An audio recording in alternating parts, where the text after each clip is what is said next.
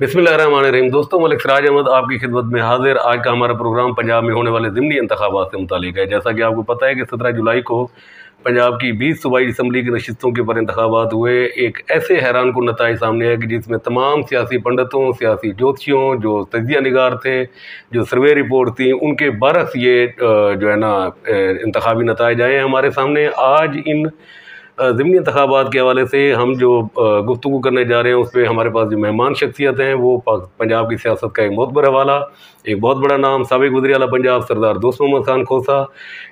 आज हम उनसे बात करेंगे और उनसे वजह जानने की कोशिश करेंगे कि आखिर ऐसा क्या हुआ जिसकी बुनियाद के ऊपर तहरीक इंसाफ को एक मेजॉरिटी मिली, लोगों का एक शदीद रद्द-ए-अमल सामने आया। इसकी क्या वजूहात थी, इसके पस पर्दा हक़ाइक़ क्या थे, तो इस मौजू पर इनके साथ आज गुफ्तगू करेंगे। तो थैंक यू सर, वेलकम। आज आपने हमें टाइम दिया। आपकी मसरूफियात थी बहुत ज़्यादा। सबसे पहले तो आपको मुबारकबाद, थैंक यू। एक बहुत बड़ी विन, और पंजाब में शायद सबसे बड़ी लीड आप लोगों की थी 288 में जी, तकरीबन जितने भी इलेक्शन हुए हैं, जो इसी तरह से अल्लाह ताला की करम नवाजी और हमारे दोस्तों की मेहरबानी जी, तो ये नताइज अल्लाह ताला ने हमें बख्शे। तो सर, ये जो ज़िमनी इलेक्शन हुआ, अच्छा, इसमें जो अब तक सर्वे आ रहे थे, जो सियासी दानिश्वर जो तज्जिया कर रहे थे, वो सबके अंदाजे गलत साबित हुए और तहरीक इंसाफ ने एक मेजॉरिटी जो है ना सीट्स ले ली। और इसका मतलब ये हुआ कि जो इमरान खान का नैरेटिव था वो शायद पंजाब के लोगों ने उसको कबूल कर लिया। तो इस नताइज को आप किस नज़र से देखते हैं? जी, बिस्मिल्लाहिर्रहमानिर्रहीम। पहले तो आपका शुक्रिया कि आपने आज अपने इस सेगमेंट में मुझे मौका दिया बात करने का। आपने बात की दानिश्वरों के हवाले से, तो दानिश्वर तो पिछले कई अरसे से अपनी पेशीन गोइयाँ जो हैं वो कर रहे हैं, और वो कितनी हद तक सही साबित हो रही हैं या गलत साबित हो रही हैं, ये सारे देख रहे हैं जी। अलबत्ता पिछले तकरीबन 4 साल से अब मैं समझता हूँ पाकिस्तान मुसलसल एक पॉलिटिकल टर्मोइल से गुज़र रहा है। आपने इकोनॉमिक क्राइसिस सुना होगा, आपने दीगर क्राइसिस सुने होंगे, लेकिन बुनियादी तौर पे ये जो है ये पॉलिटिकल क्राइसिस है, एक पॉलिटिकल टर्मोइल है। खान साहब जब हुकूमत में आए तो उससे पहले जो हालात थे या जो मामलात थे, उसके अंदर ये अंदाज़ा किया जाता था कि उनके पास एक शैडो कैबिनेट जो है वो मौजूद है, जो उस वक्त के बिगड़े हुए हालात को ठीक करने में अपना वो खुद भी क्लेम करते थे, माइकी माहरीन की टीम है, 100 लोग किरदार अदा करेगी, और लोगों ने उनके साथ एक आस और उम्मीद जोड़ ली। अब वो 3.5 साल में अगर उसकी डिटेल्स के अंदर जाऊं तो वो बड़ी तफसील हो जाएगी, मैं उसकी डिटेल्स में नहीं जाता, लेकिन नो कॉन्फिडेंस मोशन तक जो मुल्क के हालात थे वो लोगों की तवक्कुआत के बिल्कुल बरक्स थे, और जो उम्मीदें और जो एक तवक्को उस वक्त की रजीम ने पब्लिक को दी थी वो उस पर पूरे नहीं उतर सके। ठीक है, तो लोगों का एक रिएक्शन जो है वो बिल्डअप होता जा रहा था।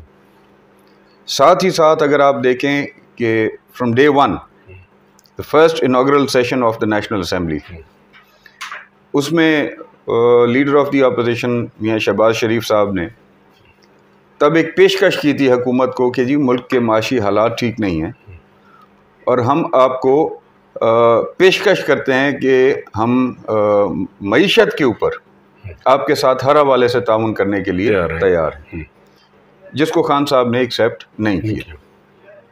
और उसके बाद एक खींचातानी का माहौल जो है वो असेंबली के अंदर भी, असेंबली के बाहर भी शुरू हो गया, और मेरे ख्याल में पहले साल से ही अदम एतमाद की जो बात थी वो गर्दिश करनी शुरू हो गई। फिर PDM बनी, फिर PDM टूटी।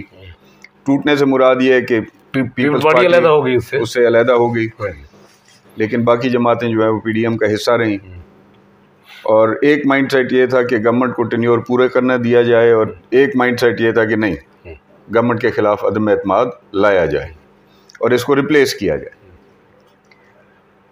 तो बहरहाल आप देखते रहे हालात जिस तरह से आगे चलते रहे, और बिल आखिर वो वक्त आया जब तमाम सियासी जमातें मुल्की हालात को देखते हुए, उसमें आप साजिश का बयानिया लेके आएँ, इसमें आप जो भी बयानिया जिसका भी लेके आएँ वो एक अलहदा बहस है, लेकिन देखने में ये आया कि अदम एतमाद हुआ, कामयाब हुआ, और इमरान खान साहब को रिप्लेस किया गया इस रिजीम के साथ, जिसको आप PDM का नाम दें या मुख्तलिफ पॉलिटिकल जमातों का एक कट कहें, जो भी उसको कहें, इस रिजीम ने उसको रिप्लेस किया।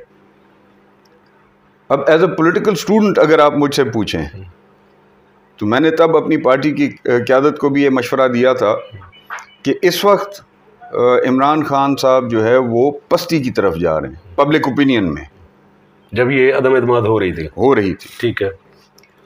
और मेरी राय ये थी कि मकसद वाइडर एस्पेक्ट को जहन में रखते हुए कि इनको कंटिन्यू करने दिया जाए, अदम एतमाद ना लाई जाए। ओके। और पॉलिटिकली स्पीकिंग मईशत का जो हाल था वो एक और पहलू है, लेकिन पॉलिटिकली स्पीकिंग मेरा नज़रिया ये था कि इनको कंटिन्यू किया जाए। एक तो ये कि जमहूरियत की बका के लिए बेहतर है कि असेंबलीज अपना टेन्योर पूरा करें। आज तक पाकिस्तान की कोई मुंतखब असेंबली ने जो है, यानी कोई हुकूमत ने, असेंबली नहीं कहूँगा, हुकूमत कहूँगा, अपना टेन्योर पूरा नहीं किया। वज़ीर-ए-आज़म कोई पूरा नहीं कर सका, चाहे 2/3 अक्सरियत के साथ आए, चाहे जैसे भी आए, उन्होंने अपना टेन्योर पूरा नहीं किया। सो एक ये था कि अल्लाह करे, मेरा नुक्ता नज़र ये है कि इस मुल्क के अंदर अगर 2-3 टर्म्स हुकूमतों को पूरी मिल गई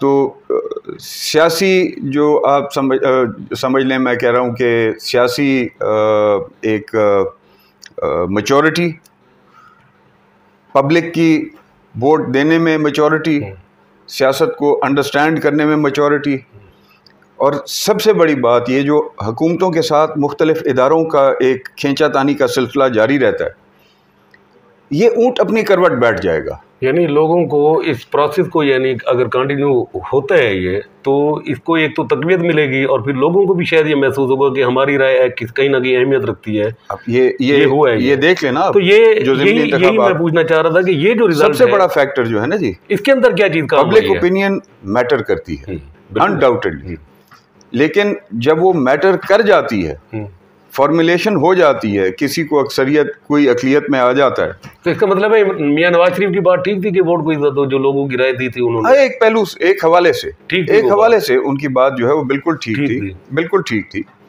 वोट को इज्जत होनी चाहिए।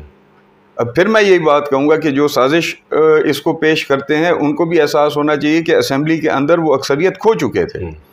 अगर अक्सरियत का वोट जो है उनके खिलाफ आया तो उनको एक्सेप्ट करना चाहिए। पीपल्स पार्टी का तो मौक़िफ़ from the very first day floor of the house ये था कि ये जो मैंडेट मिला है इसको, ये बेसिकली पब्लिकली इसको मैंडेट नहीं मिला, ये इसको सिलेक्ट किया गया है। ये इमरान खान साहब के बारे में आप जी वो देखें ना, एक तो चीज़ वो भी मौजूद थी। 2018 के हालात ना आपसे छुपे हुए पोशीदा हैं, ना हमसे छुपे हुए पोशीदा, कि जिस तरीके से बनवाया गया, ये जिस तरह से भी उस वक्त हुकूमत जो है वो, तो ये जो रिजल्ट है इसके पीछे बेसिक बात क्या थी जिसके ऊपर लोगों का रिएक्शन है?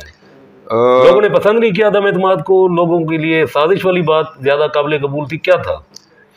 या हुकूमत डिलीवर नहीं कर सकी मौजूदा? मैं समझता हूँ इसमें सबसे जो मेन पहलू था वो, मुझे खुशी होती है ये बात करते हुए कि ये जिसको हम टर्न कोट्स कहते हैं, जिसको उर्दू में जो है वो एक बड़ा हतकामेज़ लफ्ज़ है उस लिहाज से, लोटा, ये टर्न कोट्स के खिलाफ लोगों का एक गुस्सा सामने आया। हुकूमत का डिलीवर ना कर सकना, यानी इमरान खान साहब के हुकूमत की महंगाई तो खैर अवाम के ऊपर और मुल्क के ऊपर बोझ थी, लेकिन उस बोझ में कमी नहीं हुई, बल्कि मज़ीद उस बोझ में इजाफा हुआ। अच्छा, इमरान खान साहब तो नए थे, उनके साथ जो काबीना थी वो भी रिलेटिवली इनएक्सपीरियंस थी। कुछ लोग पुराने थे लेकिन रिलेटिवली इनएक्सपीरियंस थे। फिर जो पंजाब की उनकी चॉइस थी वो मैं समझता हूँ कि उस पर बहुत बड़ा एक सवालिया निशान है। सो इन तमाम पहलुओं को जब आप देखते हैं तो मैं समझता हूँ कि इनका हालात को ना संभाल सकना, उसको कंट्रोल ना कर सकना, उस महंगाई, उस बद इंतज़ामी, यानी हम कहते थे कि खान साहब की हुकूमत नज़र नहीं आती, उन 3-3.5 सालों में हमें हुकूमत नज़र नहीं आई। मैं बड़े यकीन से आपको ये बात बता रहा हूँ कि मुझे इन 3-3.5 महीनों में भी हुकूमत नज़र नहीं आई। ये हकीकत है। रविश वही चल रही है जो सबका छोड़ गए थे। बेहतरी तब नज़र आती, अवाम का झुकाव या अवाम का रुझान मौजूदा की तरफ इस हवाले से ज़रूर जाता अगर ये उन हालात में बेहतरी लेके आते। बेहतरी नहीं लाए, फिर ऊपर से वो लोटाक्रेसी जिसको आप कहते हैं वो परवान चढ़ी। उसके ख़िलाफ़ इमरान खान साहब ने जो 27 से अपना एक नैरेटिव बिल्डअप किया, साजिश और इन टर्न कोर्ट्स के अगेंस्ट, लोटों के जो पब्लिक के अंदर एक अपना बयानिया पेश किया, उसको पब्लिक ने एक्सेप्ट कर लिया। यानी इसका मतलब ये बात तय हो गई कि इन नतायज के ऊपर जो इमरान खान का नैरेटिव था वो ज़्यादा मजबूत था बनिस्बत मुस्लिम लीग या पीडीएम के। चले, ये तो हो गया। सवाल ये है कि पीडीएम के अंदर तमाम अब देखिए ना, आपकी बात को, सॉरी मैं आपकी बात को काट रहा हूँ, मुस्लिम लीग के एक शख्स की तरफ से, नुमाइंदे की तरफ से ये बयान आया, कल परसों मैं टीवी के ऊपर देख रहा था कि जी ये जो 20 सीटें इनमें से 11 जो थे वो पिछली दफ़ा इंडिपेंडेंट बने थे और उन इंडिपेंडेंट ने छोड़ के मुस्लिम लीग का साथ दिया। भाई इंडिपेंडेंट बनने के बाद वो पीटीआई में शामिल हुए थे और अब तो वो 3.5 साल से पीटीआई में शामिल हुए, पीटीआई का हिस्सा थे।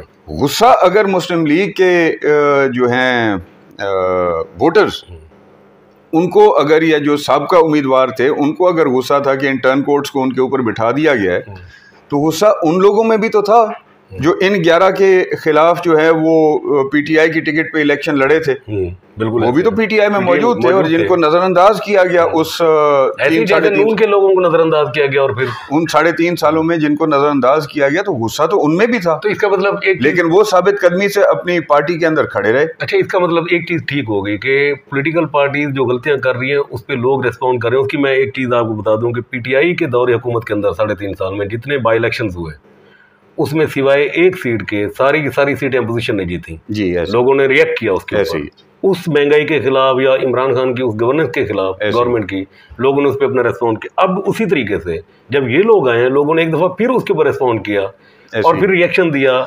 यानी गवर्नमेंट मुसलसल पिछले 4 साल में लूज कर रही है जो भी गवर्नमेंट फॉर्मेट। आप ही की बात को सबका हालात पे मैं लेके जाऊं, जैसे आप कह रहे हैं कि सबका 3.5 साल में कमोबेश 21 सीटों के ऊपर इलेक्शन हुए थे। नहीं, हाँ, वो तकरीबन 18-19 के करीब थी, जो मेरे ख्याल में, अगर मैं गलत नहीं हूँ, हम रिकॉर्ड चेक कर सकते हैं कि गालिबन 21 सीटों के ऊपर पूरे पाकिस्तान में इलेक्शन, सिंध में, पंजाब में, KPK में, बलूचिस्तान में इलेक्शन हुए और उसमें गालिबन को एक आध सीट थी जो उस वक्त हुकूमत ने जीती थी, बाकी सारी लूज की उन्होंने, बाकी सारी लूज। इसका मतलब ये था कि पब्लिक उस वक्त भी रिस्पॉन्स कर रही थी, वो अवेयर थी, इस वक्त भी कर रही है। गवर्नमेंट उस वक्त भी आ रही, गवर्नमेंट इस वक्त भी आ रही है। ऐसे ये चले, ये तो जमहूरियत के लिए खुशाइन बात हो गई कि लोग जाग रहे हैं, वोटर जो है वो डिस्कस कर रहे हैं, वो सोच समझ कर शऊरी तौर पर फैसला कर रहे हैं। वो अगर उस गवर्नमेंट के खिलाफ था तो इस गवर्नमेंट के भी वो खिलाफ